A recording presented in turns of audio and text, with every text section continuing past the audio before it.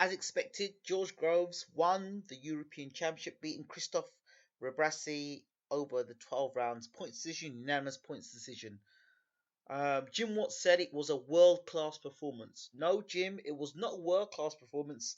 It was a European class performance because Rebrasse, the champion, was only a European. That was his best fight. He'd had the best opponent on his record, and George Groves was the challenger fighting Rebrasse. So there's no way that was a world-class performance. A lot of people said that this fight was interesting. It was a better fight than people expected. Well, the reason why that is, to be honest with you, is because George Groves was overrated and Rebrasse was underrated. And what happens is it balances itself out. Rebrasse was a lot better than people expected, and George Groves didn't perform as well as people expected. So you had that interesting mix there.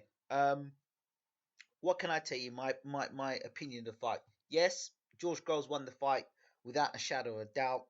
I can't tell you if Rebrasse even won a round in the fight. However, the question marks I had still remain.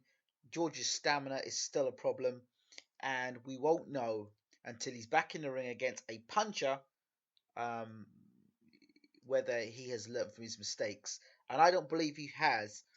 There were some positives I saw from George. He threw a lot of jabs.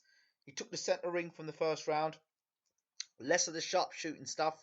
So you can see Paddy Fitzpatrick has got his own style with George now. He's getting George to hold his ground and to throw the jab more. Now, I don't know if George was throwing the jab and standing his ground more because he knew Rebrasse wasn't a puncher. Now, would he do that against a puncher? I don't know. So he looked good. He threw jabs and threw good combination punches. Did miss wildly with some punches, but that happens with all boxers at times. Apart from Floyd Mayweather, who's very accurate. But I mean, throughout the fight, I'm watching. I'm thinking to myself, if this Rebrasse could punch, we'd be having a different fight here. If this Rebrasse was a bit more ambitious, we'd have a different fight here. And Rebrasse is not what I would call a top 10 world or elite fighter. He's a decent gatekeeper at European level. That's it. I would like, for me, before Groves fought from won a world title, I'd like to see him fight Saki Obika. Because you've got Saki Obika that can take a punch, he can definitely dig back, and he's going to come with plenty of ambition. So I would always like to have seen Groves v Beaker. That's a dangerous fight for Groves. Love to see that fight because then he can go and fight, for a world title. I don't believe that fighting Rebrasse is the way to winning a world title or the gatekeeper to be in to get into world championships. So I guess there'll be a final eliminator. Sure, Eddie Hearn will find a final eliminator for a world title shot because Rebrasse for me is no preparation to be fighting for a world championship. Sorry, I really don't believe that. I don't think George did the 12 rounds, but from about round 8, he looked like he was knackered or cream crackered, as some people would say. So George's performance, congratulations for him being European champion. He did the 12 rounds. He was workmanlike. Wouldn't call it world class, like I said. But George, his defense for somebody who is meant to be a sharpshooter, for somebody who's meant to be a very good boxer and hard to hit, George gets hit way too often. He's open to straight right hands, and he seems to put his head in this funny position. I don't know why. He got caught the same punch against Paul Smith.